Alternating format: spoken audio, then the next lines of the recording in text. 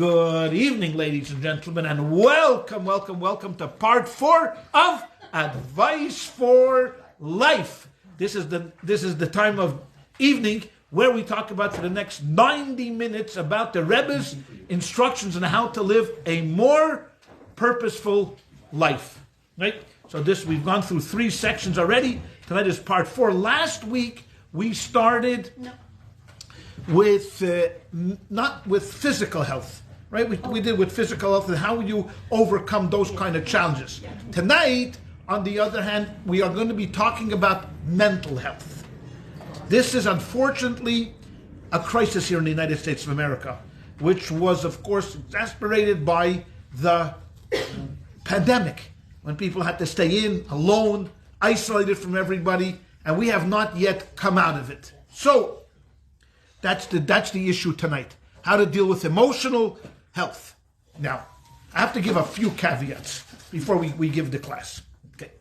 Number 1 is, we're dealing here with a very specific area of mental health. If we are not going to be dealing with anything that you need professional health for. I mean, the Rebbe was a Hasidic Rebbe, not a psychiatrist. Okay? See, he gave good advice. He was a brilliant man, as we've seen in the past 3 weeks, as we'll see in the next couple of weeks. But he was not a psychiatrist. So if you're dealing with schizophrenia or some kind of psychosis or other of these issues, go see a professional. You can always learn the Rebbe's Torahs and you can listen to the Rebbe's advice. But the Rebbe's advice is going to be confined to people that have just melancholy, sadness. You know, they're out of sorts. They're not feeling productive. They're stuck in life. They're stuck. And they're having these mental issues of how to get unstuck. You know, and we know every one of us, every once in a while falls into this category where, you know what, we get some bad news and that puts us into a funk, and we're in this funk. Or, we're trying to get something done and we just can't get it done. And that causes tremendous frustration, for us. And then we fall into this terrible, rhythm of, this, what do you call that? There's it's a circadian. It's when you're feeling bad, so you try to do something good, but then it turns into it's making things worse. So it's a terrible cycle that that you're falling into. So that's pretty much where we're going to keep this limited. Now, also the other caveat is someone once wrote to the Rebbe, and he was like a part of the Ministry of Education in Israel, and they had this private audience. And he presented to the Rebbe the 10 commandments of education. And the Rebbe read them through, and he said, but you forgot the 11th one. So the man said, what's the 11th? The 11th is that there's no concrete, absolute principles in education. Okay? Why? Because every kid is different. Every kid is different. Now, you have good guidelines. You may have good guidelines, but as absolute principles in education, no. Because every kid happens to be different. The same thing is true tonight. Every one of us suffers from some sort of a disability, mental. I mean, some are a little depressed, some are slightly off, some are more off, especially Jews. Okay? Especially Jews. And if a Jew thinks that they're normal, that shows right away they're not normal. Because you think you're normal. So you're definitely off. You're definitely off. All right? So everyone has their own particular issues. We're going to be dealing with a variety of different things that the Rebbe talked about and wrote about. And hopefully, by the end of the class, maybe we can relate to one of these ideas. Okay? Now, generally, the way that people deal with mental issues is you go to a therapist. The therapist is going to try to unpack your issue, meaning that he's going to talk about it, we're going to take it, we're going to work it, we're going to get into it, we're going to delve into it, we're going to take it apart, get to the source of it, and by getting to the source of it, we're going to cure you. That's that's basically talking through with a therapist. And that's how most people deal with mental issues. Why am I feeling depressed? Why am I feeling down? Why can't I achieve my goals? Why can't I do all of these things? Okay, you want to do all of these things? Let's talk about it. What kind of upbringing? Let's go back, to your childhood. What happened to you? What was traumatic? What happened in trauma? You had some trauma while you were a kid. Maybe you can remember you're suppressing it. Okay, let's talk about that trauma. And maybe if we can deal with that trauma, we'll be able to overcome, your issues. Why do I have intimacy issues? Why do I have issues I don't trust anybody? Why do I have issues that I just, no matter what happens to me, and no matter how much I'm successful, I can't get a sense of accomplishment. Imposter syndrome. Why do I suffer from that? If you're of imposter syndrome, right? And people come in and they don't believe, like, I'm a rabbi, and I'm sitting in front and I'm talking to you, but I'm thinking to myself, I shouldn't be here. I'm lying to you. I'm not even a rabbi. I mean, I am, but if I wasn't, this happens a lot. This happens a lot, especially to women. It's interesting, to women that are highly successful, that are like board members in big, huge corporations. Highly successful women suffer from imposter syndrome because they don't think they deserve to be there. I mean, I'm here. I'm the CEO of a company that has 75,000 employees, and I'm thinking to myself, why am I here? And your fear is they're going to discover you.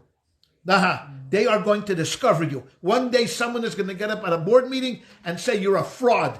And we suffer from this. So normally therapists are going to go and try to find what is the source of this. Why? Why are you feeling this way? The Rebbe, tonight we're going to see, takes exactly the opposite. Again, in certain circumstances. And again, I don't want to have to repeat myself. In certain circumstances. There may be, of course, trauma in your life, and you have to deal with that trauma in your life. I'm not discarding that. But in the cases that we're going to be dealing, we're going to see that how the Rebbe looked at something, a fresh and novel approach to certain emotional distresses. Okay? Number one rule of thumb.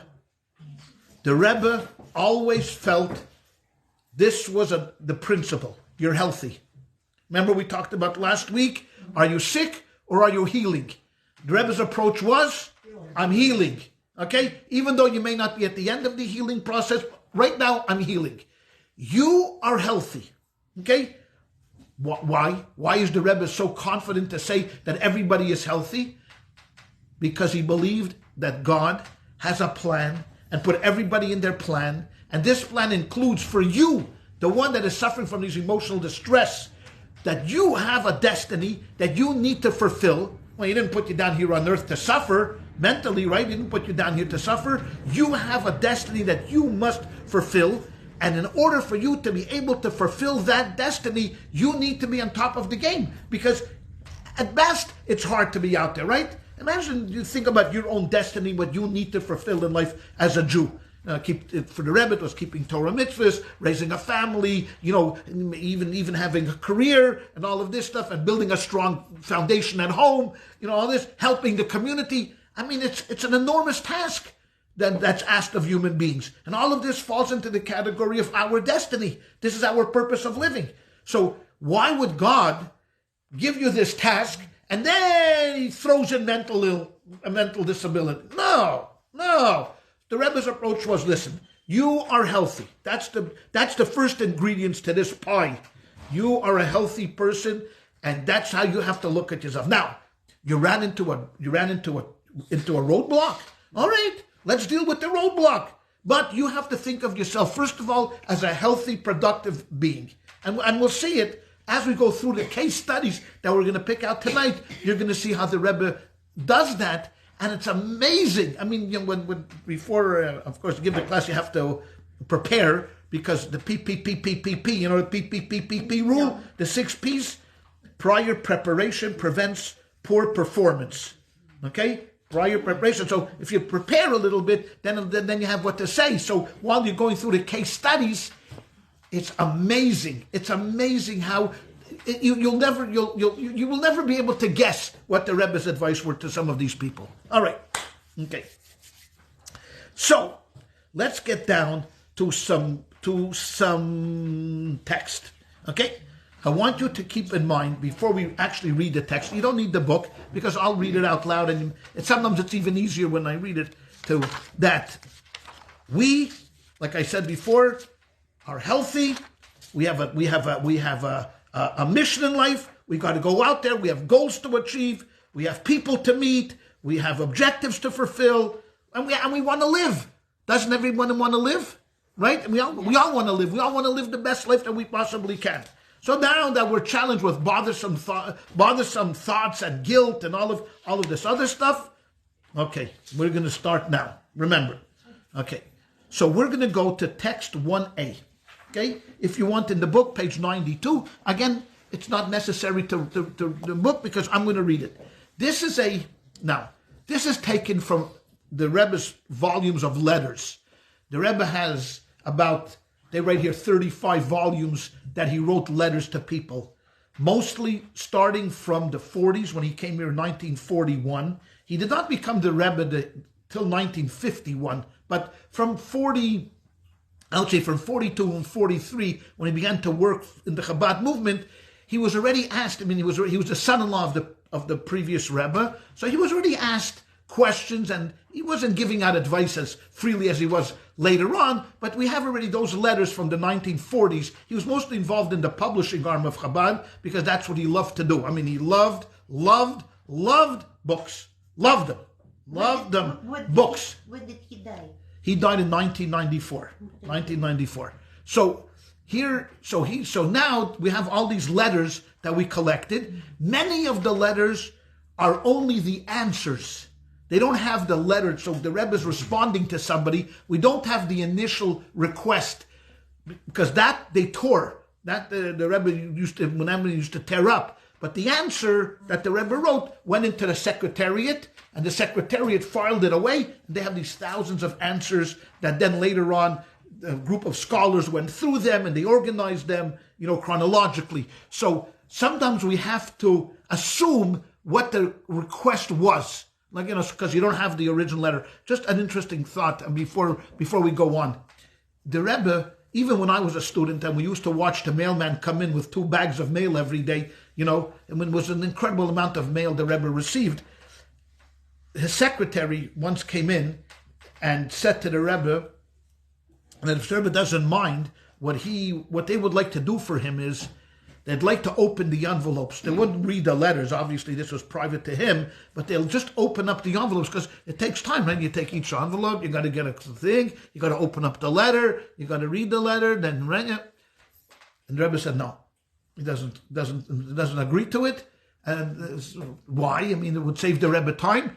And this is what the Rebbe said. I mean, every time I tell this story, I want to start crying, because the Rebbe said sometimes the letter is sealed with the tears of a mother, and he needs to feel the tears, and that's how he's going to know how to answer the letter.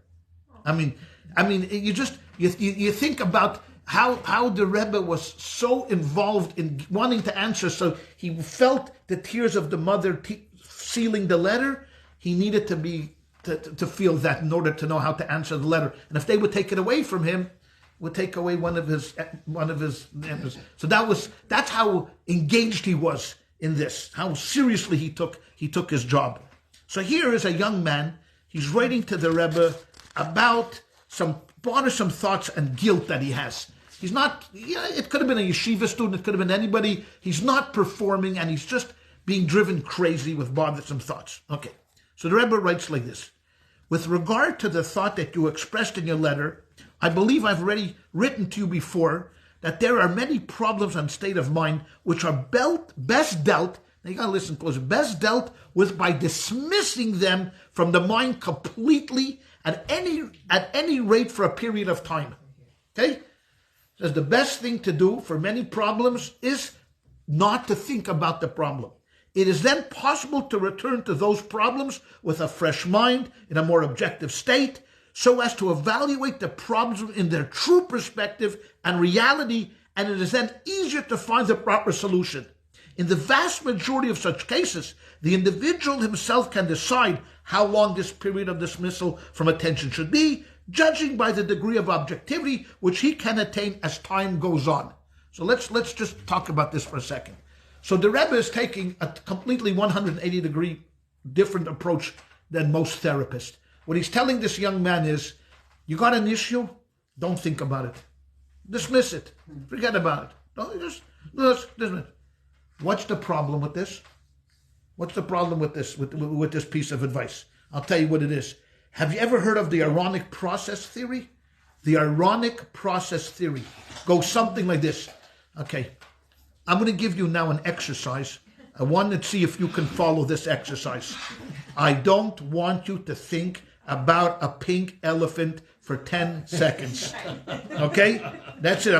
I am going to go silent for 10 seconds, and I want you to be honest. Don't think about a pink elephant for 10 seconds. Do do do do do do do do. Okay, who was able not to think about a pink elephant? Okay, I know you thought about a green elephant. Black. Okay, you thought about an elephant. Okay, or lions. Okay, now I tell you, this is an experiment that has been done a billion times. As I said, there's a name to this. It's called the ironic process theory. That when you say to somebody, don't think about something, automatically our minds are going to go there.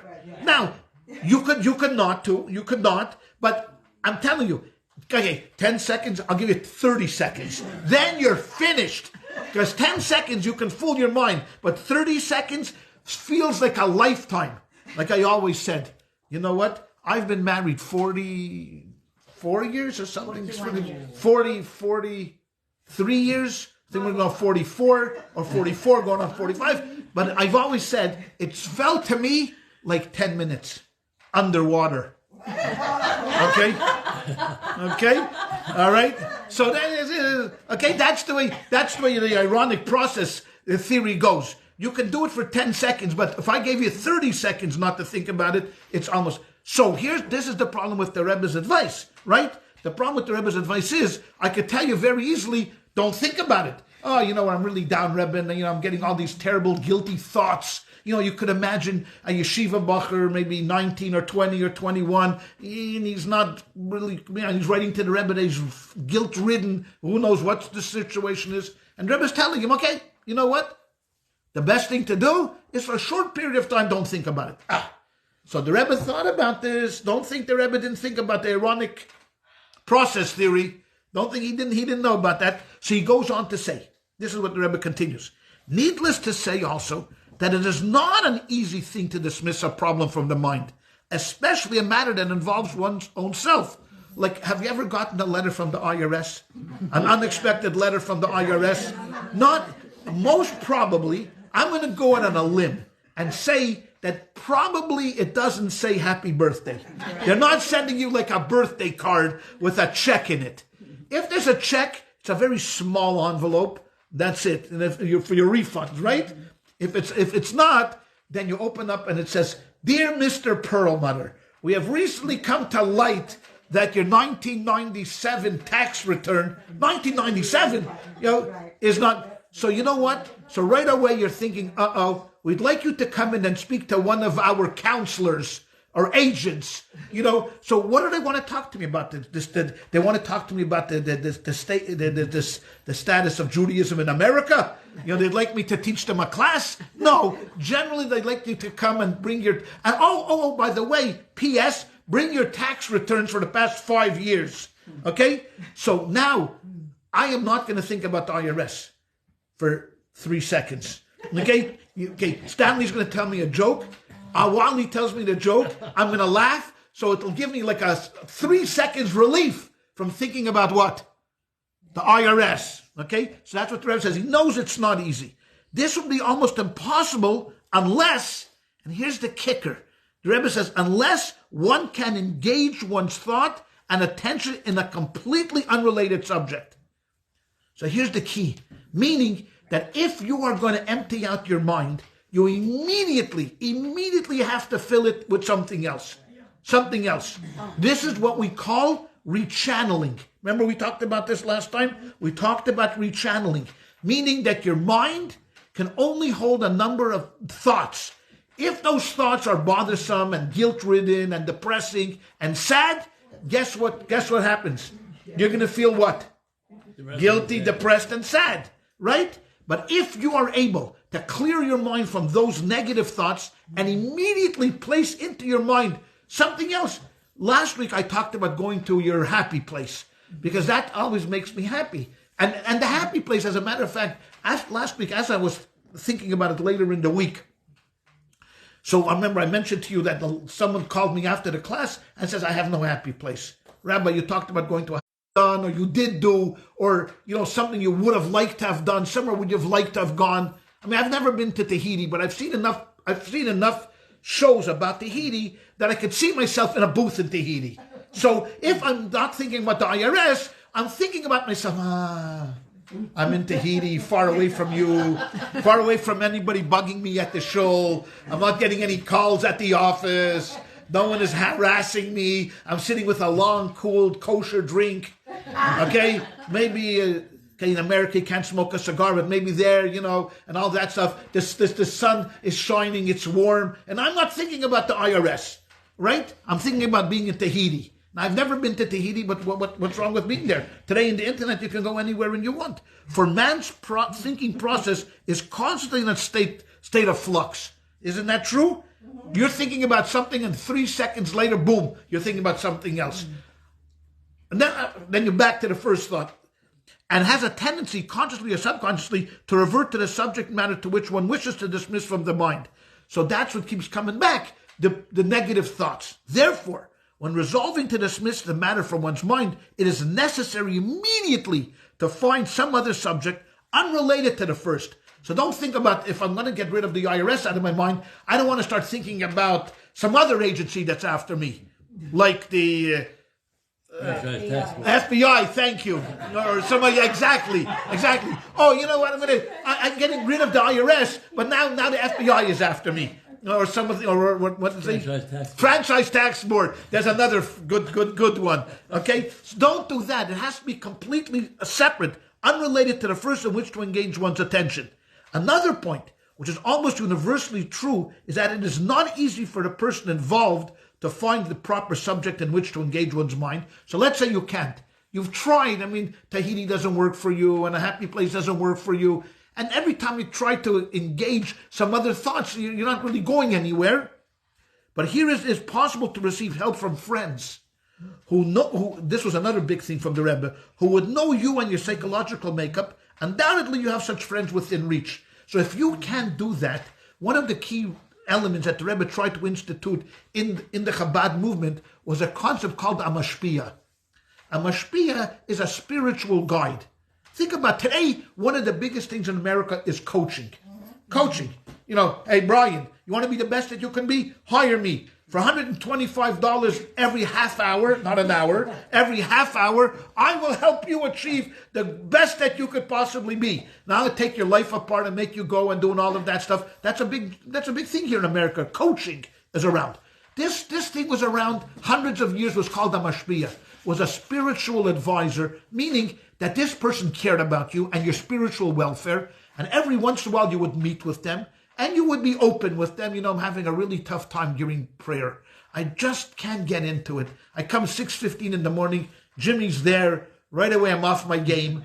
Automatically, I sit behind. This guy behind me sits there, drives me crazy. Just can't sit. I just can't concentrate on my davening. So what do I do? What do I do? So you go to your mashpia, and mashpia helps you. He helps you, he encourages you, he gives you good advice, usually an older person. But the key about this person is, first and foremost, he cares about you, cares about your well-being.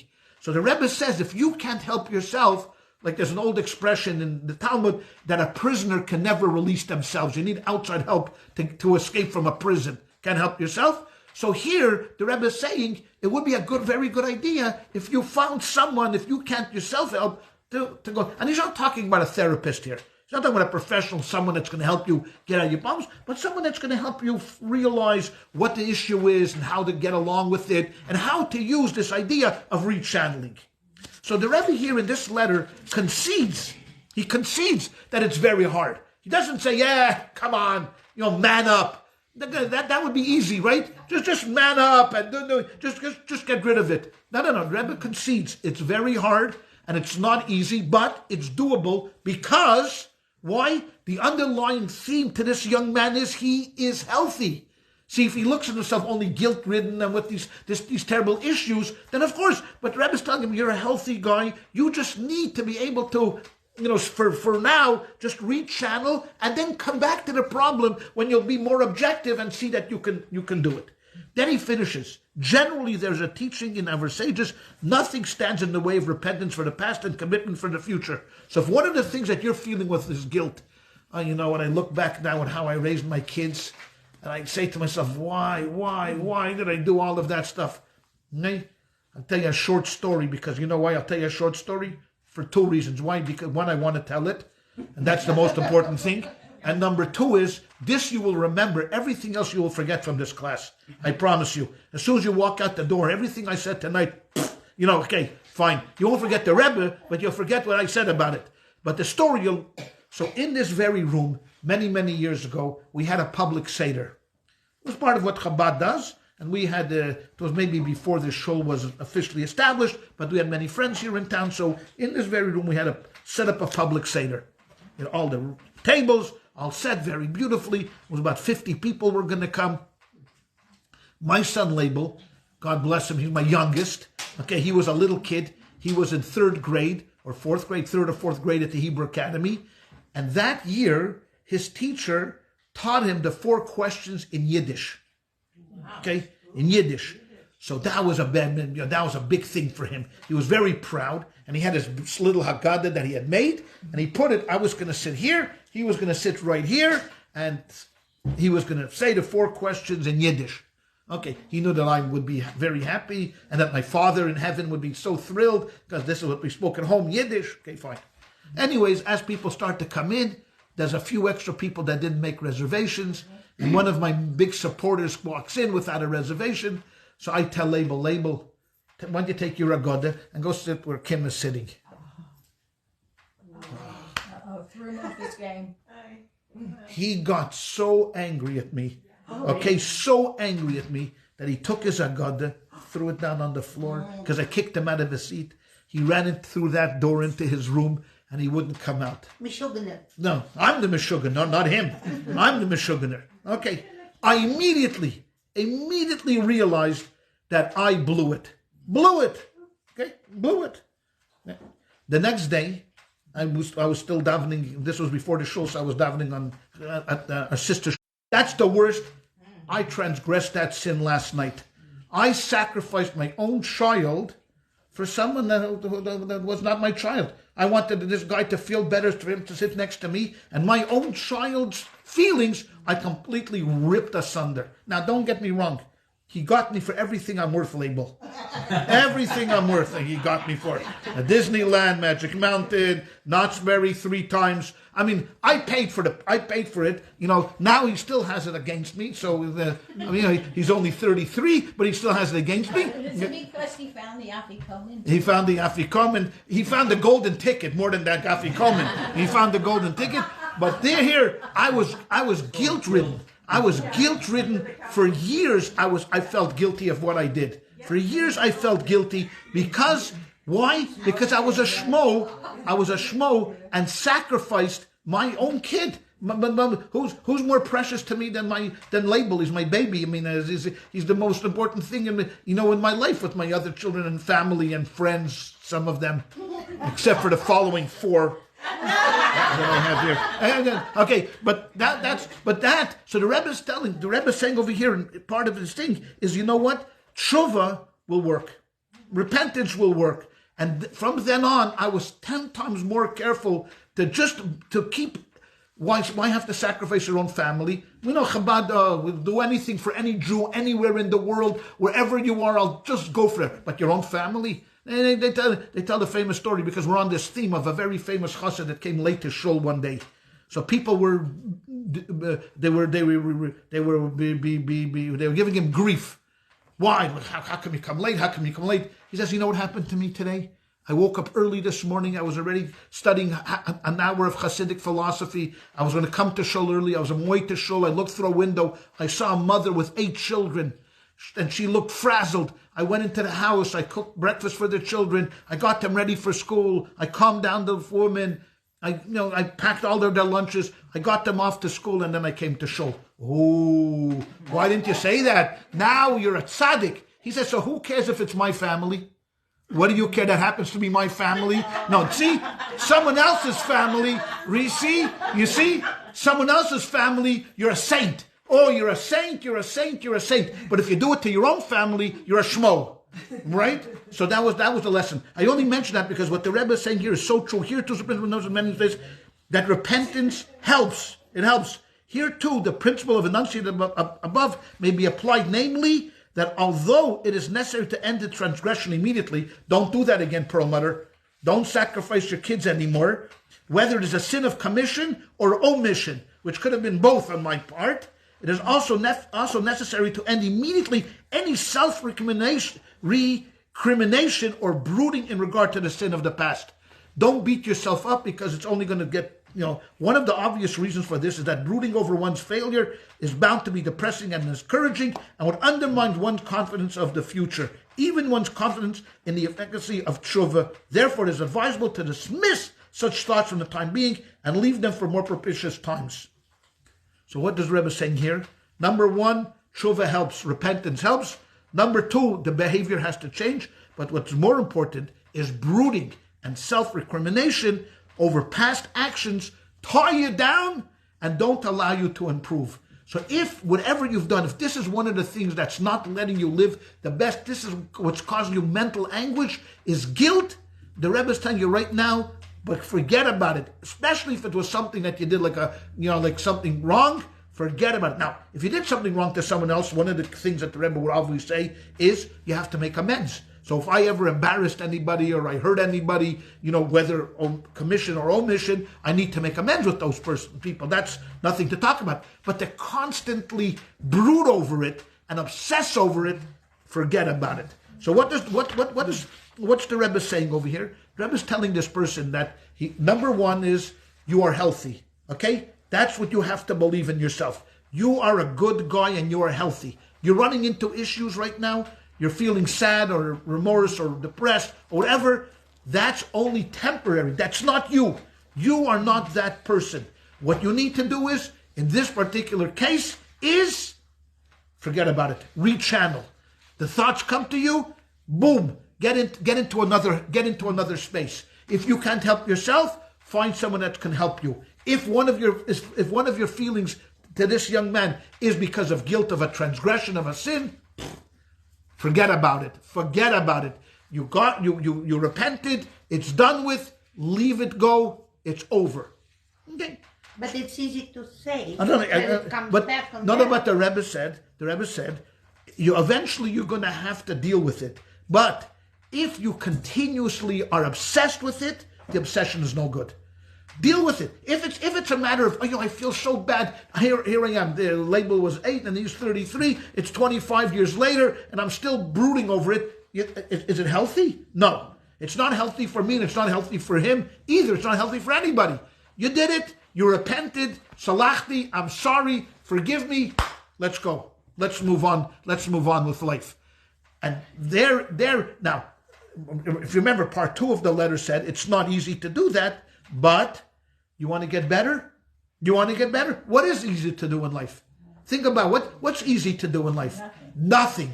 Doing nothing is exactly Sharon's hit on the spot. Nothing is the easiest thing to do in life. And that's why we have evil perpetuates throughout the world. Because people do nothing to stop it. So we do nothing to stop it. Of course you're not going to get better. But if you really want to get better, this is the way to do it. The next case, go ahead, Sharon. Sorry. So it's really kind of narcissistic for somebody to dwell on their depression, emotions, yes. right? Yes, exactly, 100% correct. Because you think to yourself, exactly, it's all about me, it's all about me. Forgetting that you are only here for a purpose and a destiny to fulfill God's mission here on earth. That's the whole underlying theme of the Rebbe's, as we'll see later on in the class. The whole underlying theme is that you have to do a job. You got a job to do. Now you're feeling sorry for yourself, or you're feeling sad for yourself, or you're doing nothing yourself. You know what? It's the story of the guy who wakes up and tells his mother, I can't go to shul today. No one likes me in shul, and it's very hard, and I don't want to go. Well, why should I go? So she said, for two reasons. Number one, you're 56 years old. Number two, you're the rabbi. Just go. Okay? All right? So that's so get over it. Just get over it and go on. The next test case, which you don't have in the book, which is only on a video, which I don't show because I'm not that technical. When you get a real teacher, and God willing, in the new show, we'll have a big screen and we'll be able to show the videos. But some videos are better than others. So this is incredible. There is a family in New York called the Lipsker family. It's a huge family. This lady, Mrs. Lipsker, had 10 children. She herself was born in Russia, and she went through terrible times. You can imagine in the early 30s, her parents, hunger and everything. Finally, she escaped with her husband, made her way here to America. Her husband worked hard. She raised 10 kids, and she suffered terribly from depression. She suffered from depression. She had a good family, a beautiful family. We may even have relatives of hers here. Her 10 children now have spawned, I don't even know how many grandchildren and great-grandchildren. I mean, just unbelievable amount, of family. But she couldn't. She just could not never be happy.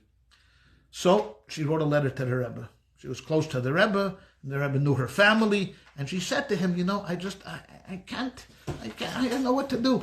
All of these good things are happening to me, and everything is, my children are married with children, but I'm just not happy, and I'm depressed, and I'm sad. You will in a billion years not guess what the Rebbe's advice to her was. The Rebbe said to her, you should go to as many Jewish weddings as possible and dance. That's what you should do. If you're invited. No. He didn't even say that. He didn't say whether you were invited or not. First of all, her own family should have a wedding each night, just from her family. He says, go to as many weddings as you can and dance. She took it upon herself, the Rebbe said, to do it. She went to wedding after wedding after wedding after wedding, and invited, not invited. There were weddings that she came, because in Crown Heights, there's some people that have huge families, and then you have some families that have become what they call Balei Tshuva. They're new to the community. Have nobody. Small little weddings. Who showed up? Mrs. Lipsker. Invited, not invited. There was a wedding in Crown Heights. She got dressed that night. She went to the wedding. She went to the bride. She grabbed the bride, and she was a good dancer. They saw a little bit of her dance. I mean, she's no Fred Astaire. Don't get me wrong. I mean, but she was a good dancer. Okay, so she would grab the kala and dance with her and dance with her and dance with her. Sit down, and everybody knew that a wedding is not complete in Crown Heights unless she was out of town or whatever, she would show up at the wedding and dance. The amount of people. So two things the Rebbe accomplished with this. Well, this was why? I mean, besides, okay, fine, the Rebbe's connected above and he sees things that no one else can see. But when you think about it, so counterintuitive. Here's a depressed lady. He's sending her to the weddings to dance. But two things accomplished. Number one is that when she danced, what did she forget about? Her depression. She was having a great time. Number two, think about all of the brides that she made happy. Think of everybody at that wedding. If you knew, Mrs. Lipsker is here, a good time is happening. We are going to be dancing. No one is going to be sitting. We are going to be dancing. What the Rebbe did was, he gave her a mission, a very, very directed mission. You go, you bring joy to others, and you know what's going to happen? Joy will come into your life. And whether this lasted the whole week, or whether it turned her into like a clown, or something like that, I don't know. I can't. But what it did say, and one of the grandsons was relating the story that his grandmother had a million memories of joyous people dancing at weddings. So instead of brooding on her negativity, this is what it is. I listen. Okay, I have to be honest. I'm biased to the Rebbe. You may have noticed. I'm a little biased towards the Rebbe. I mean, I can't help myself. I just love him, and that's it. But just you have to admit yourself, even if you're not a Chabadnik, that this would not come out of a therapist's mouth. If she went to a therapist, he would not say to her, you know what, Mrs. Lipsker, what I'm suggesting to you is go dance at Jewish weddings. Go dance at every wedding, go dance. It wouldn't happen. Now, this works for two reasons. Number one, if I would say that to her, she would look at me like, what are you, nuts? Or something, and probably rightfully so. It comes from a place where you have to respect the person that is, especially the next case study that I'm going to tell you. It comes from a person that she completely respects and reveres. So the Rebbe could say things to other people where you could not say it. Because if you said it to them, it would be here and there. You buy it or you don't buy it. I could give advice, but people say, the nish, that's Yiddish for yes or no, fine. But when the Rebbe said something, you knew that number one, he thought it through. This is not something off the whim, even though we saw 100,000 times that when people walked by on the dollars and they asked the Rebbe a question, he never hesitated. He would direct you here, he would direct you there. And then someone once asked him, how do you do that? I mean, normal people say, someone asks you a question, you say, give me a day to think about it, let me think it over, I'll get back to you, this. The Rebbe said, whatever comes into his head, he does. He says. So that's what it is. Nothing. He doesn't need to do it. This story is incredible. Go ahead, Jen. Just the wisdom of the Rebbe. Also, that Charlotte. when you do something physical, can I have the water, please? Just the produce bottle. endorphins also. Totally. So you got to do more exercise. Absolutely. So that changed. That was also the underlying feelings of depression. Totally. New. That's absolutely true. Action brings reaction, not the other way. Action brings reaction. Not we think, we react, that we're going to act. When you do something, you bring reactions. Okay, so that's this. This was just another case study of how Rebbe thought out of the box, but very consistent with his overall Weltanschauung, his worldview of you are healthy. Your depression is just something that's covering you like a cloud. If you do something, you get yourself out of the situation, rechannel. When you get to do something, you're busy, it'll make you feel better. Again, the Rebbe consistently overriding this, you're a healthy person. So one time during dollars, and if you don't know what I'm talking about, for the last 6 years of the Rebbe's life, almost every Sunday, he would stand for a few hours and he would greet the community by giving you $1. He gave you $1 and he said, this is $1 for its charity. Now you could either exchange the $1 and give another $1 to charity. People kept the $1 because it came from the Rebbe. They didn't want it's a very special $1.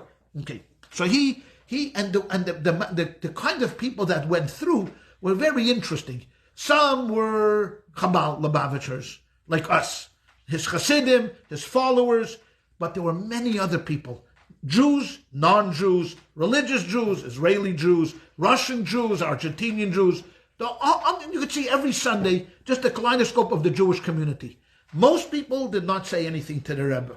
They just walked by, they got the $1, they got the thing, and you were off. Every once in a while, either the Rebbe stopped you if he wanted to say something to you, or if you were pressed and you wanted to say something to him, you can stop. But it had to be short, quick, and sweet, because they had the handlers of the Rebbe that were right there about to just pull you away unless the Rebbe's motion not to do. But so you asked a question. So one person walked by and he stopped. It was this big guy, and he said to the Rebbe, I want to tell you something, Rebbe. I was in prison, and the Chabad rabbis came to prison, and they gave me your advice, and your advice saved my life in prison. And I came here today to thank you for doing that for me. The Rebbe had started an organization called the Aleph Institute that specifically sent the rabbis to prison, just to build up the good feeling of the inmates. Just because they made a mistake in life, we don't want to throw them away. The Rebbe always felt we don't throw them away. Okay, so this guy tells the Rebbe, I want to thank you. I came here today to thank you for saving my life while I was in prison. Rebbe says to him, I want you to forget about the past life, move on. So he says, oh, Rebbe, I wish I could move on. I mean, you could see that he's arguing, he says, I wish I could move on. But Mrs. Whitling says, it's hard. I think about it all the time. And the Rebbe says, I know it's hard, but try your best. Try your best to forget the past and move on to a brand new future. You're not that anymore. You're not that. Don't identify yourself and you come there, Rebbe, I was a prisoner. He's still thinking of himself as a convict. Don't think of that anymore. You're out. You paid your price to society. As far as the United States of America is concerned right now, you're a citizen in good standing. You're okay. Forget about it. He argued. He said, I can't. It's very hard, Rebbe. I think, man. The Rebbe said, I know. And like he said to that, but try your best to think of yourself as a new person. And then 2 seconds later, the handlers came and said, thank you very much. Move on. Move on. You got your piece. The Rebbe gave you advice. You either take it or you don't take it. Goodbye. Move on. Again, the Rebbe, in just that few seconds, meeting the man, said to him this message. You made a mistake in life. Okay. People make mistakes. It's not something that we want to glorify. It's not something we want to advertise. You paid your price. After you paid your price, it's over. You move on. You're a new person, like you're born anew. You're born anew. You come out of prison. You're a good man. Move on. You're healthy. Don't think of yourself. Don't get trapped in that mindset was woe me. I want to do that. Again, the Rebbe being very, very consistent with his opinion of you are healthy. You are healthy. And keep that in mind and don't look at yourself as something less than you are. Again, I mean, incredible. Now, again, we want to go back to the thing. Is it easy? No. Is it easy? I mean, I don't know how long this guy was in prison for, but let's say he was there for 6 years. 6 years is a long time to be sitting in a jail cell, thinking about it. Even 4 years. 4 months is a long time being in prison. I'll be honest with you, for me, 4 hours would be a long time. I'd be such a good boy after those 4 hours. I would never chew gum and throw it on the floor. I would never spit. I would never use another curse. Okay, that I would not. Okay, let's skip that. Let's skip that. But, I'd be the best guy. Are you kidding me? From what I've seen, put me 4 hours in Rikers Island, and I'm coming out to be a saint. They'll write stories about how good I am. But here, so the Rebbe says again, I know it's not easy, but you want to get better? You want to look at yourself in a completely different light. You are a good person. You are something special, and the Rebbe knows that you're special. Why? Because God don't make junk. Right. I remember that poster that I had in my office for many years. This little kid says, I'm somebody because God don't make no junk. All right? And that is true, and that was the Rebbe looked at every single person in the same vein. He looked at him. Now, you have again, like I said in the beginning of the class, there are going to be some certain circumstances that this is not enough. That you do need professional help, and you need medication, and you need to be sometimes hospitalized. The Rebbe is not negating that. Then don't get me wrong. The Rebbe didn't say, because you're schizophrenic. Just forget about the schizophrenia or multi-personal personality, multi-character personality. Oh, forget about it. No, seek professional help and do it. The fourth case is something that is just, again, incredible. What happened? What's the fourth case we're going to be dealing with tonight? So a mother writes in about 2 daughters. Okay? She has 2 daughters. And the younger daughter is just so negative about trying to do anything. She doesn't want to participate in anything. Now, how many people here have had teenagers? Have raised teenagers? Okay. You've raised teenagers. What? Yes? Miss Sandy? We are, that's right. Okay? Because from the ages of 13 to 20, if they don't kill you during 13 to 20, you've made it. You've survived. We should survive. Survive 6 gates. Okay? I think he once said, it was, who wrote Huckleberry Finn? Mark Twain. So I think Mark Twain said, it's amazing how in 1 year his father grew 7 years. Yeah. Why? From the ages of 22 to 23, because till 23 he thought his father was crazy. Yeah. He thought his father was a nitwit, a nothing. From 23 to 24, his father was a genius. His father. That happens to most kids. Most kids think when you're a teenager, they think you know nothing. I'm a boomer. Some of us here are boomers, right? That's what my grandkids call me. You're from the boomer generation. Then they come to the next generation, they don't know anything. This next generation, they're not going to know anything. And these kids today, their kids will tell them they don't know anything.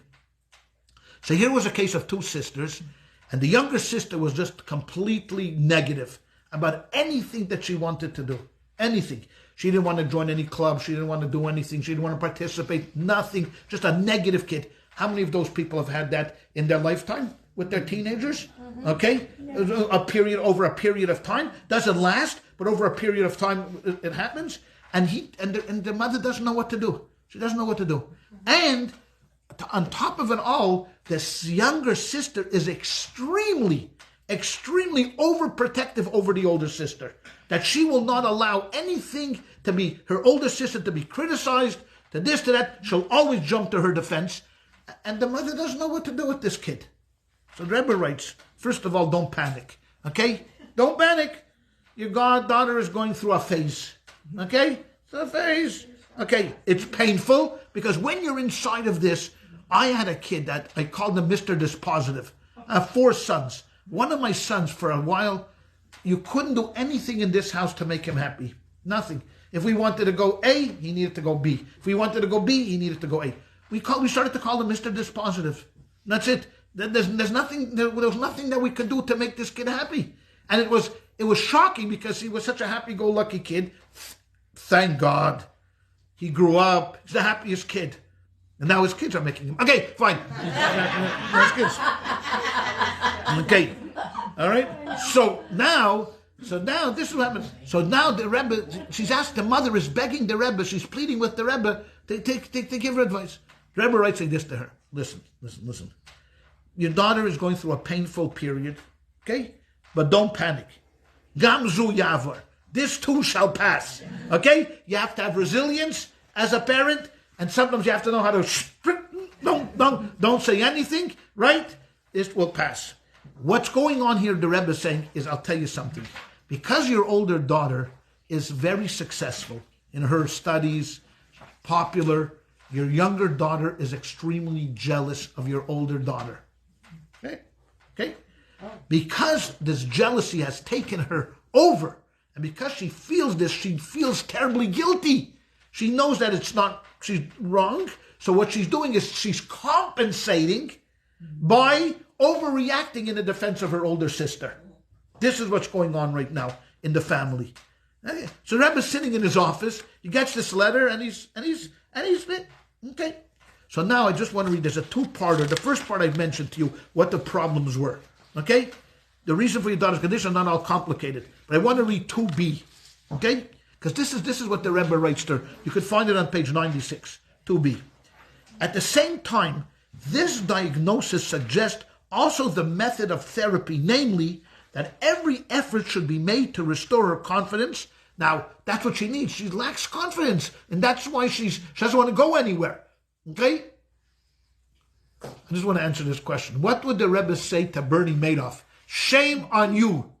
That's what the Rebbe would say to him. Shame on you. The Chilul Hashem, the desecration of God's name would be terrible. Anyways, Bernie Madoff never made it out of prison, so he didn't have to worry about the past. But shame on him. Anyways, to restore her confidence, how? How are you going to restore her confidence? By offering her opportunities to engage in such activities where she can take a leading part and excel herself. Find something now outside of the sister's domain.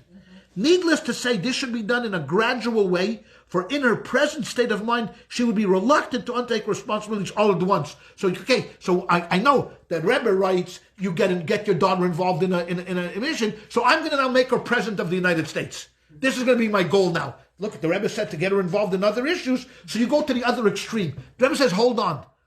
Pump the brakes. Pump the brakes. Okay? Got to do it slowly, gradually. But surely both at school and other cultural circles, there are opportunities for her to develop her artistic and other talents. So you find her a place where you start slowly. Maybe you join the art club. Maybe you join the chess club. Maybe you join the drama club. Somewhere where your sister is not around. It would be psychologically beneficial to her if these activities be of a kind where her sister does not participate. The choice of such activities is fairly wide, and they can be cultural, charitable, or youth work among Jewish youth and the like. Even if you have to take her and make her a teacher's aide, give her something where she can feel significant. Get her out, build her confidence up, because she is a healthy girl. Remember, she is a healthy girl. She's just suffering from this overwhelming jealousy part where how is she expressing this? By being negative, by being sour. I mean, but you got to find the root of the problem. And the root of the problem is once she starts to feel good about herself, you're going to see things. But go slowly but surely, gradually, slowly. And once things start to take route, you're going to see a whole different kind of person. Like he says in this, I remember my friend, and again, this is a story that my friend is a rabbi in Chicago, Illinois. Poor guy, freezing. Anyways, okay, he's in Chicago. Is a great, good friend of mine. We spent many years together in yeshiva. He's one of, I think, 12 or 13. He's the oldest of 12 or 13 children. He tells me this story. What's his story? His father was a Holocaust kid. Came out of the Holocaust as a child. Lost parents. And him and his brother came from Odessa on a boat to France. Because after the war they came to France. And from France, they sent them to New York and since his parents or grandparents were Chabadniks, he was now involved in the Chabad community. But here are these two kids, maybe 13 or 14 years old, sitting on a boat on the way to America. He says his father lands at Ellis Island. They go through Ellis Island or whatever. Ellis Island probably was long gone now then. They go through whatever customs, whatever it is. And now it's Friday afternoon. They first Shabbos in America. They spend in the Lower East Side in New York. On Sunday morning, a friend picks them up and brings them to Crown Heights to meet the Rebbe. This is in the early 1950s. Okay? They're standing outside of the Rebbe's office, these two kids, 13, 14, 15, something like that. And the Rebbe walks by, and one of the senior students who picked them up from the Lower East Side tells the Rebbe, this is two brothers, this and this, and they just came from France, and they just arrived here, and it. The first thing the Rebbe asks them is, there is a program that Chabad started his father called Wednesday Hour. Wednesday Hour is 1 hour a week where you could take kids out of public school and give them parochial instructions. This is the New York public school system allowed this. It was true for everybody, not only for Jews. Catholics, Protestants, anybody can do this. So Chabad started this. They went out there. They had students. They brought in Jewish kids to a local shul, and they had the students teaching them. The Rebbe is standing there. These two kids had just come off the boat. They didn't speak a word of English. And the Rebbe's first question was, are they already involved in Wednesday Hour teaching? The student was like, what? I mean, are they involved in the Rebbe says, get them involved in the Wednesday Hour. He says his father was so shocked. His father was so shocked that the Rebbe was saying, I mean, here's a kid, no English. So my friend asked him, what did you do there? He says, I knew one word of English, yes. So anything a kid asked me, I said yes to. That's it. Can I go to the bathroom? Yes. Can I write on the wall? Yes. Anything a kid asked him was yes. Yes, yes, and yes. Okay? Here, just to finish the story, his mother also was a teacher in Wednesday Hour a couple of years later. The two met, this my friend's father and the friend's mother, and a shidduch was made between these two people. 13 kids later, and the thing. And I discussed this with my friend. I said, Yossi, what was the Rebbe's? He says, I'll tell you what the Rebbe's. What was the Rebbe's purpose of this was? Here was a kid that needed some significance. Where is he going to find significance? This is an orphan, a broken boy coming off the boat from Europe after the war, losing family.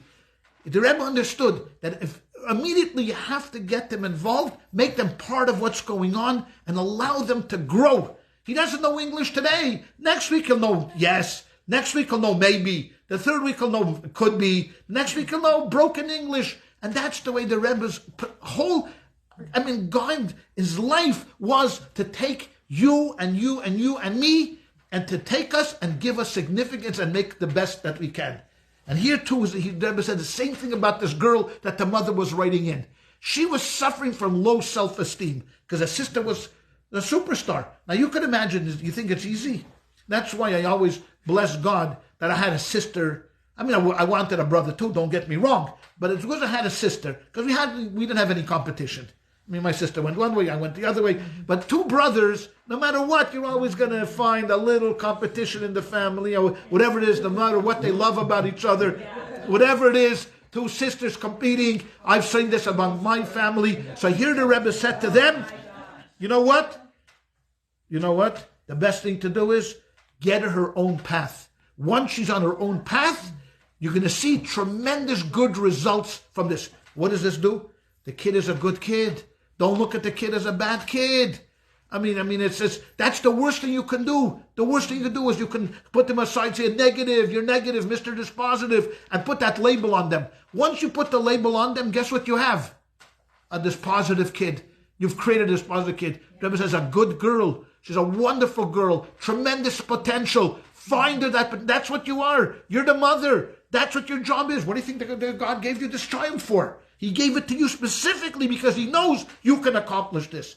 But what happens? This was the greatness of the Rebbe, where he was, I would call it, 6 feet above everybody else, where we were all so living in a narrow, dark place. The Rebbe saw the light all around us. That's what he was able to do. So we're so caught up in our little worrisome state, like this little thing of, there's no coffee, and someone took the last cup of coffee, or took the last milk, and you get so frustrated. And the Rebbe saw the big picture. The Rebbe looked around and saw, forget about that. Yeah, you're worrying about something that's nothing to worry about. The same thing is true with this girl. Now, unfortunately, we don't have what the end result is, because also the Rebbe was also very careful about this.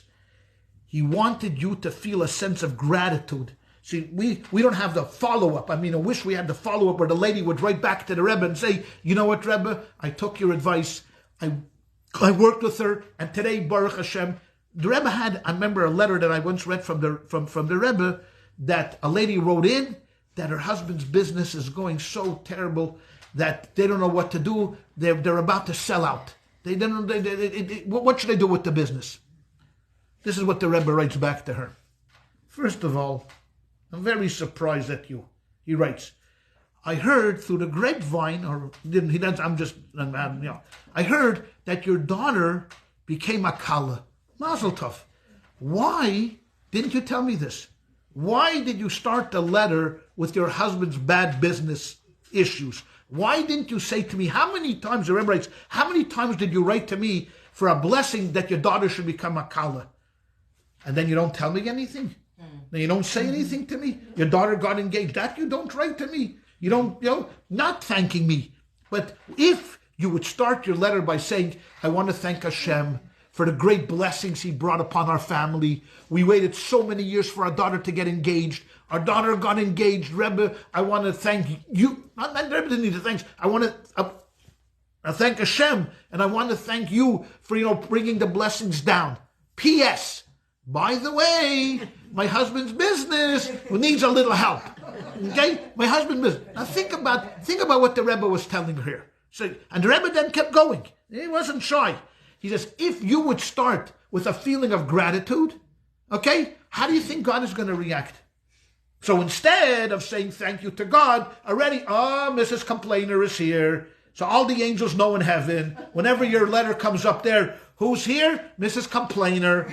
But if you would have a sense of gratitude and thankfulness for the blessings around you, God is going to react like we talked about last week about the reflection of the water. You come with a feeling of gratitude. I love it. Thank you so much for the blessings you have showered on our family, Hashem. Then you say, P.S., by the way, maybe you could send some customers my husband's way.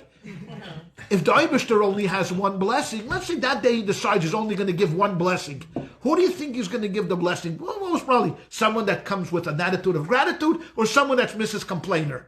Who do you think? Of course he's going to give it to the one that showed gratitude because that's the way a person should live. So here again, the Rebbe is looking at the big picture. He could have said to her, okay, you know what? He could have dismissed this whole thing and said, ask her, I'll mention your husband next time I go to my father-in-law's grave, which was many times that he would say, and I'll pray for him. And here, sends the letter out. He didn't do that because why? Every opportunity he could to just educate somebody. And the funny thing was, interestingly, many times the Rebbe wrote the answer on your letter. He didn't, on your letter. So his secretaries also once came into him and said, Rebbe, what I mean, we'll buy you a stack of paper. I mean, what do you have to write on the? And the Rebbe would scribble on the margins, and then you'd have to follow his writing on the margins and up there. And sometimes he would put it. And there was many times I've seen like answers, very complicated halachic issues or very complicated philosophical issues. Like there was a Jew, Rebbe Yoel Khan. He was the Rebbe's foremost writer of the Rebbe's talks. And he would have questions, and he would write them to the Rebbe, and the Rebbe would take his questions and answer them on the same paper, where you'd have to literally follow it around to the other side. And they said to him, to the Rebbe, we'll buy you a stack of paper. Why don't you just, no, why waste paper? If there's good paper, why waste paper? Why waste paper on that? So this is the way he would answer letters. Why? Why was this so? Not the answering of letters, but what is the common denominator in all of these cases? All of these cases, the common denominator is life's healing power. That we live a healthy life. We, in general, Hashem put us down to live a healthy, purposeful, meaningful life. And we have it. What happens? We get distracted. So if you don't mind coming to text number 3, please, if you don't mind turning to text number 3, which is found on page 98. Okay? So what does the Rebbe write here? It is difficult. Okay? This is to a renowned psychologist that a Rebbe was writing. It is difficult to offer counsel from afar, as the conditions of the country, the family, and so on have a direct bearing on the situation. You're asking me questions of mental health. You're in Israel, I'm here in America. There's a lot of different issues that go into answering a question about, I don't know who the family is, I don't know anything, but those who observe a situation from close proximity are better and more expertly equipped to arrive at an effective treatment. So I would love to give you advice, but I think that, however, and this, whenever there's a however, you know that the Rebbe is not shy. He's asked a question, he's not going to back off. Okay? However, since you have already written to me and have taken, and everything is by divine providence, I wish to emphasize something that I've witnessed in the majority of similar cases. What is that? A decisive and extremely effective method, which to my amazement is not used, at least not as much as it should be, is what he calls Hesach Hadas, guiding the patient to entirely remove their mind from actively dwelling on the problematic issues at hand. The more the patient succeeds in ceasing to think about and dwell upon those issues that are the cause of their problems, the greater will be the ability of their natural internal healing powers. This is exactly what the Rebbe is talking about. We have within ourselves the power to heal ourselves because why? We are health. Thank you. We are healthy beings. We have within ourselves all of the capabilities of healing, along with other positive and curative aspects, to function with increased intensity and bring about healing. The above may be accomplished through arranging that these individuals are preoccupied with activities that lead to personal fulfillment. Right, the Wednesday hour. Get the man involved in Wednesday hour. Get the girl involved in an art class. Get going. Do something about it. Don't sit and dwell. Doing something else a favor, something in any case is acceptable to all. This is particularly so nowadays when instability is so prevalent and individuals' needs are so numerous. It is relatively simple to find a way for these individuals to help others with activities that are consonant with the needs and nature of the locale and of the individual who requires healing. We are healthy people. Healthy people. Sometimes you get a little sick. What do you have to do? You have the curative powers within you. The empowerment. Today we would call this empowerment. Today you would pay thousands of dollars and go to seminars and go away for weekends, and they would tell you how great you are and how special you are and how perfect you are, and they would make you go through exercises. The Rebbe, through his simple statements of letters and of talking to people, did this in the 1950s, 30 years before anybody ever thought about this. He said, you know what? You and only you can cure yourself because you are a good person. You're a healthy person. God does not make things more difficult than needs to be. So, you want to get healed? That's the key. You want to get healed? One thing the Rebbe could not do. Guess what? Make you do it. That he couldn't do. He could give you advice. He could help you along. Exactly. He could help you along. He could show you the way. He could be a great flashlight. He could be a great torch. He could be like in a cave. But he couldn't make you do it. Because that only you can do that. So if you got the best advice from the Rebbe, and the Rebbe would say to you, you know what I want you, like we talked about last week, about make Kiddush on wine. And you just say, no, I don't like wine. So what's the Rebbe supposed to do? What could the Rebbe do afterwards? Then you come back and you have to, I'm not getting better. Really? You're not getting better? I mean, I told you, I showed you a path, but then you decided, no, you want to go your own path, and then I'm not getting better. I mean, so that's the one thing the Rebbe could not take away free choice from anybody. God will not take away free choice from anybody. Translating from Latin, to order yourself is the hardest order of all. Of course. But that's what the whole purpose of living is. The whole purpose of living is to repair yourself. Because why? Because we have inside of us an innate power to perform. The last piece is going to be an interesting piece. Because many of you have probably read the book, Man's Search for Meaning. If you haven't read this book, Man's Search for Meaning, I advise you to get this book. Man's Search for Meaning. Okay? It was written by Viktor Frankl. Okay? It's a small little book. It's not going to take you months to read it. It'll take you a short time to read it. It's worth your money. Especially you go on Amazon, you get it, you have a good price. Next day, you have it, you'll be reading it for Shabbos. Man's Search for Meaning. What is this book? That was a doctor, Viktor Frankl. Viktor Frankl was a psychiatrist that lived with, if you don't mind, give here, Sandy. You have a piece of paper for Sandy? So Viktor Frankl was born in the early part of the 20th century, 1905. By the time the Nazis came around, he was a psychiatrist with a practice. His whole family was taken to Auschwitz, where he lost his parents, family, and his wife.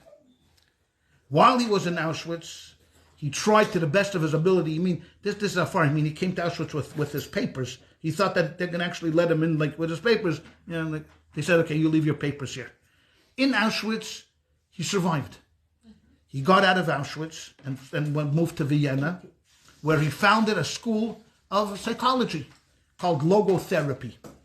Logotherapy is the basis for this book called Man's Search for Meaning. I'll tell you one small story about him, besides the fact what we're going to read in here, and his little encounter, his meaning.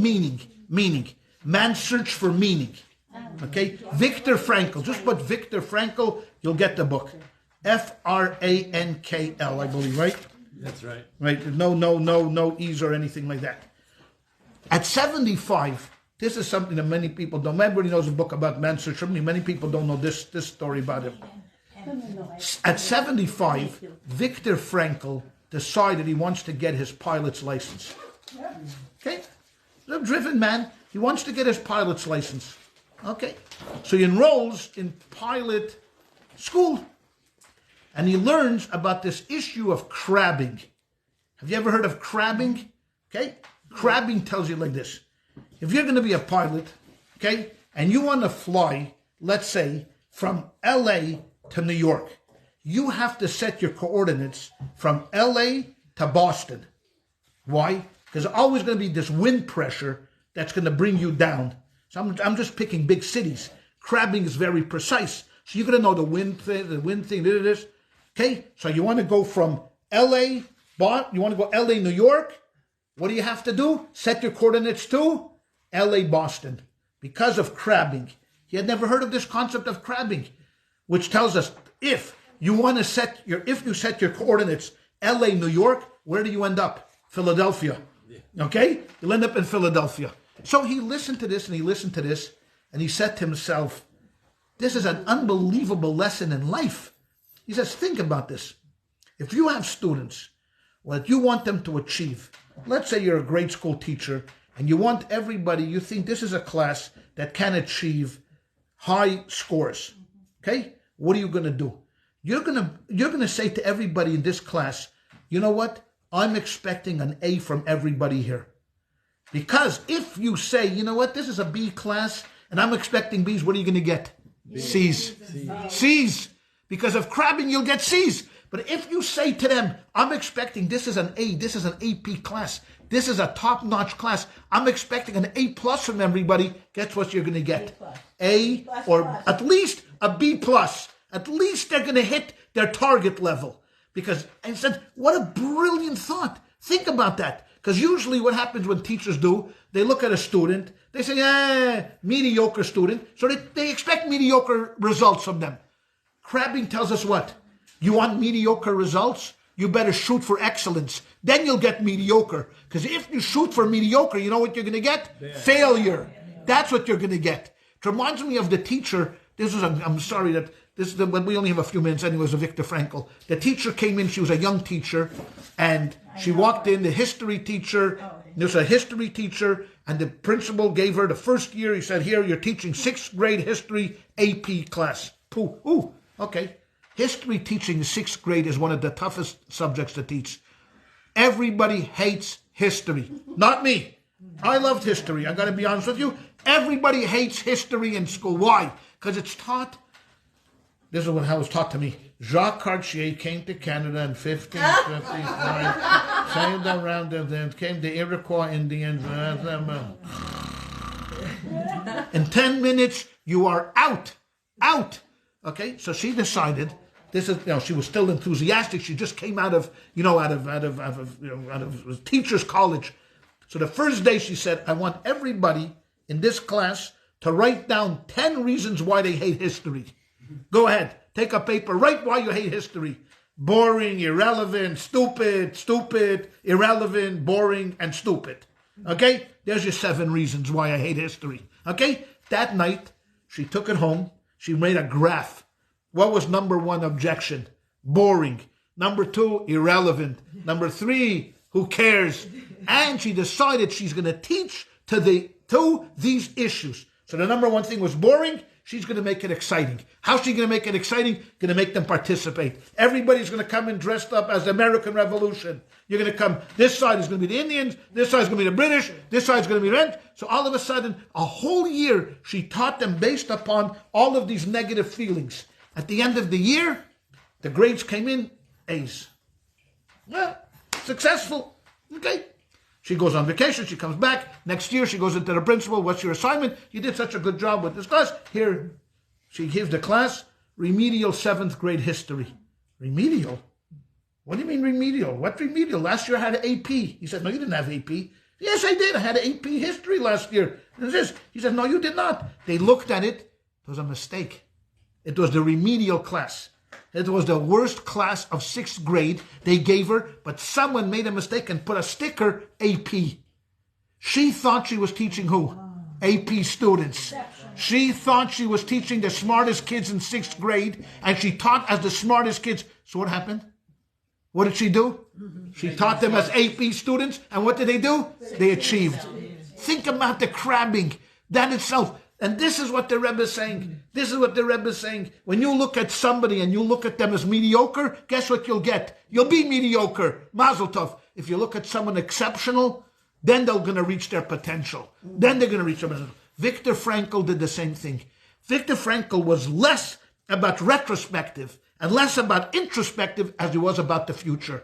That to him, the drive for meaning was the most important thing that he had. The most important thing, that you need to have a purpose to get up in the morning. Why are you getting up in the morning?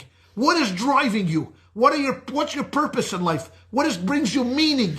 And he said that he was able to tell in Auschwitz who was going to make it and who was not going to make it. The people that gave up hope, nothing. They said they're going to die within days. These men are going to die. The ones who had hope, the ones who had this, he in his mind, he relived every time he went out with his wife, how he was walking through the streets, of Vienna with his wife before the war, and his hope that he was going to meet her again, even though he knew, in his gut he knew, but he remembered. Remember I told you that I said in this class, I remember reading once a book, The History of Food, which I'm a little partial to food also, maybe too much. Too much, but I remember reading about, if you go to this little restaurant in rural France, and you'll come in there, and on the wall is hanging a menu that you don't touch. It's behind a glass thing, and the story is written underneath it. What is it? During the war, there was French resistance, and the Germans caught these partisans.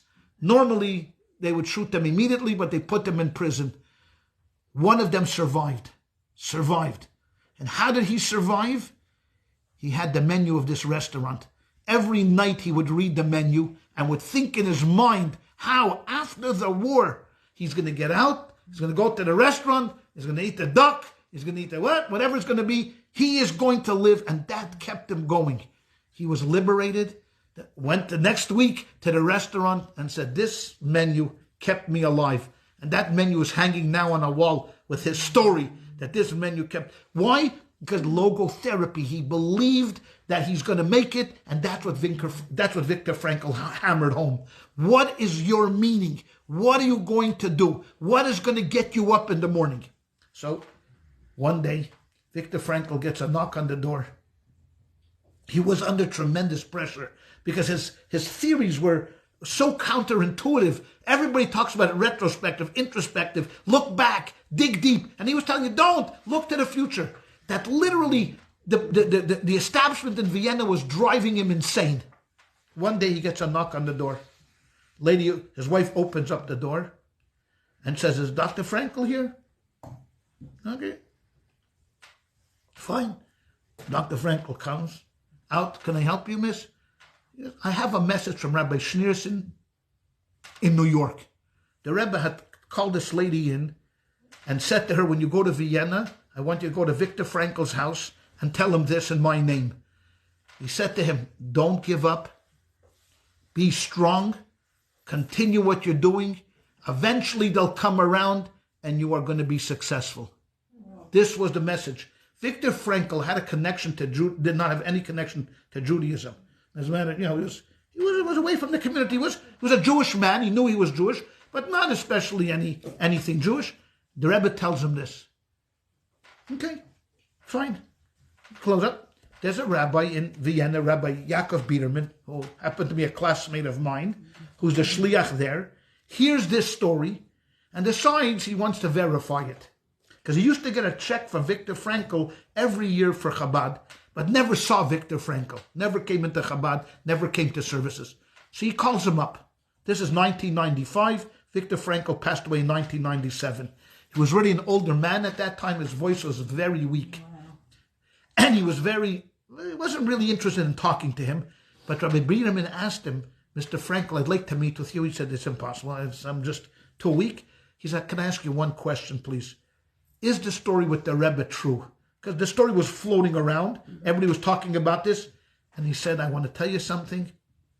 That the Rebbe, at a critical time in my life, when I was about to move, he already had plans to move to Australia, to get out of Austria because it was so pressure-packed that he was ready to leave town, that the Rebbe's message came to him, and he took it seriously, and the Rebbe helped him at a very, very critical part of his life. That was all he would say. Click! And a year later, he was gone. He was gone. This was the little interaction of the Rebbe with Viktor Frankl. That the Rebbe somehow knew that he was on, I don't know how he knew it, but he knew it. And at that moment, this is what Viktor Frankl needed to hear, and he heard it. And what happened? 10 million copies later, the book is still going strong. In 20 languages, and all this stuff, because he did persevere. He did publish the book. It came out. It was a major hit. Logotherapy did become popular in its time. Why? Because this is what the Rebbe believed. And I'm not saying the Rebbe had no issues with logotherapy. That you have to study exactly what it is. But certainly the idea of looking for meaning and purpose, of not being stuck and moored in the back. And because if you like the Rebbe believed, you want to fly with the eagles, you can't get stuck with the turkeys. You want to be stuck with the turkeys, you'll be a turkey. You want to fly, you're going to fly, baby. That's it, you're going to fly. Spread your wings. Sometimes it's scary. Imagine a bird that's first starting to take off out of a nest. Could you imagine if you were a little bird and the mother boots you out of the nest and says, okay, flap the wings? I'd freak out. I'd be the first bird that couldn't fly. Fall right to the ground. That's it, finished. Good, that's it.